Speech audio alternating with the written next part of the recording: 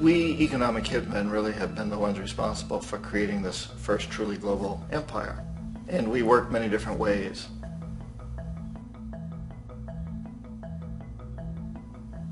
But perhaps the most common is that we will identify a country that has resources our corporations covet, like oil, and then arrange a huge loan to that country from the World Bank or one of its sister organizations.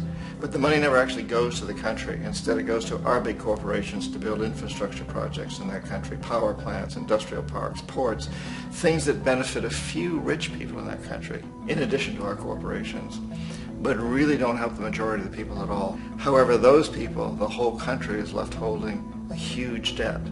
It's such a big debt they can't repay it, and that's part of the plan, that they can't repay it. And so at some point, we economic hitmen go back to them and say, listen, you owe us a lot of money, can't pay your debt, so sell your oil real cheap to our oil companies. Allow us to build a military base in your country, or send troops in support of ours to someplace in the world like Iraq, or vote with us on the next UN vote. To have their electric utility company privatized and their water and sewage system privatized and sold to U.S. corporations or other multinational corporations. So there was a whole mushrooming thing, and it's so typical of the way the IMF and the World Bank work, that you put a country in debt, it's such a big debt it can't pay it, and then you offer to refinance that debt and pay even more interest. And you demand this quid pro quo, which you call a conditionality or good governance, which means basically that they've got to sell off their resources, including many of their social services, their utility companies, their school systems sometimes, their penal systems, their insurance systems, to foreign corporations. So it's a double, triple, quadruple whammy. The precedent for economic hitmen really began back in the early 50s when democratically elected Mossadegh, who was elected in Iran, he was considered to be the hope for democracy in the Middle East and around the world. He was Time Magazine's Man of the Year. But one of the things that he'd run on and began to implement was the idea that foreign oil companies needed to pay the Iranian people a lot more for the oil that they were taking out of Iran. The Iranian people should benefit from their own oil.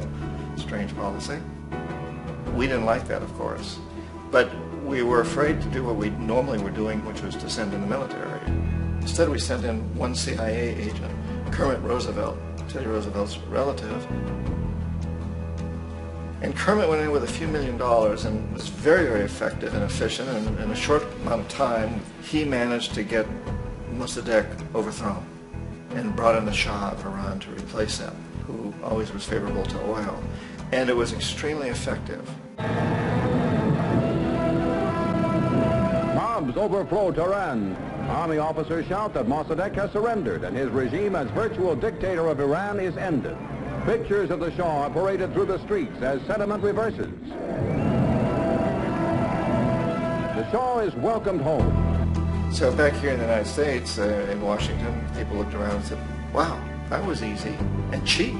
So this established a whole new way of manipulating countries, of creating empire. The only problem with Roosevelt was that he was a card-carrying CIA agent, and had he been caught, the ramifications could have been pretty serious. So very quickly at that point, the decision was made to use private consultants to channel the money through the World Bank or the IMF or one of the other such agencies, to bring in people like me who worked for private companies, so that if we got caught, there would be no governmental ramifications.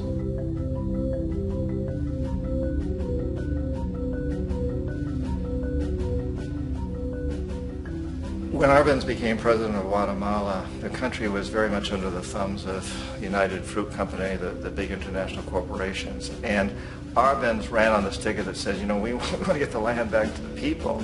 And once he took power, he was implementing policies that would do exactly that, give the land rights back to the people. United Fruit didn't like that very much. And so they hired a public relations firm, launched a huge campaign in the United States to convince the United States, the people, the citizens of the United States, and the press of the United States, and the Congress of the United States, that Arbenz was a Soviet puppet, and that if we allowed him to stay in power, the Soviets would have a foothold in this hemisphere. And that at that point in time was a huge fear on everybody's mind, the Red Terror, the Communist terror. And so, to make a long story short, out of this public relations campaign came a commitment on the part of the CIA and the military to take this man out. And in fact, we did. We sent in planes, we sent in soldiers, we sent in jackals, we sent everything in to take him out, and did take him out. And as soon as he was removed from office, the new guy that took over after him basically reinstated everything to the big international corporations, including United Fruit.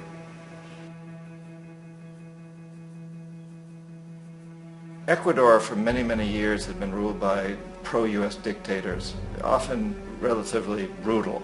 Then it was decided that they were going to have a truly democratic election. Jaime Roldos ran for office, and his main goal, he said, as president would be to make sure that Ecuador's resources were used to help the people.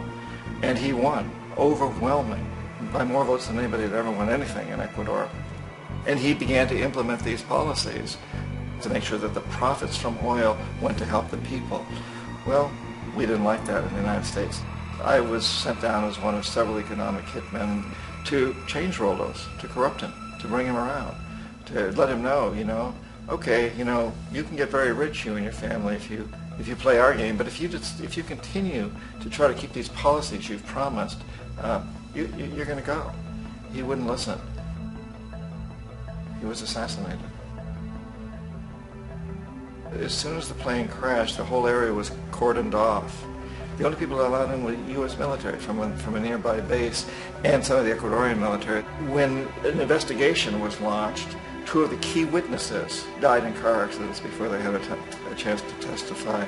A lot of very, very strange things that went on around the assassination of Jaime Roldos.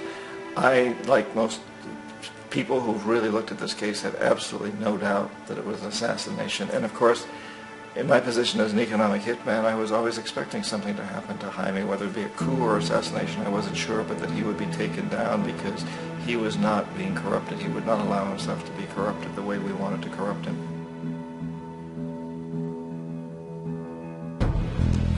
Omar Torrijos, president of Panama, was one of my favorite people. I really, really liked him. He was very charismatic. He was a guy who really wanted to help his country. And when I tried to bribe him or corrupt him, he said, look, John, he called me Juanito. He said, look, Juanito, I don't need the money. What I really need is for my country to be treated fairly. I need for the United States to repay the debts that you owe my people for all the destruction you've done here. I need to be in a position where I can help other Latin American countries win their independence and be free of this terrible presence from the north that you people are exploiting us so badly. I need to have the Panama Canal back in the hands of the Panamanian people. That's what I want. And so, leave me alone. Don't try to bribe me. It was 1981, and in May, Jaime Roldos was assassinated. And Omar was very aware of this. Torrijos got his family together and he said, I'm probably next, but it's okay because I've done what I came here to do. I've renegotiated the canal. The canal will now be in our hands. He just finished negotiating the treaty with Jimmy Carter. In June of that same year, just a couple of months later, he also went down in an airplane crash, which there's no question was executed by CIA-sponsored jackals. Tremendous amount of evidence that one of Torrijos' security guards handed him at the last moment as he was getting on the plane a tape recorder, a small tape recorder that contained a bomb.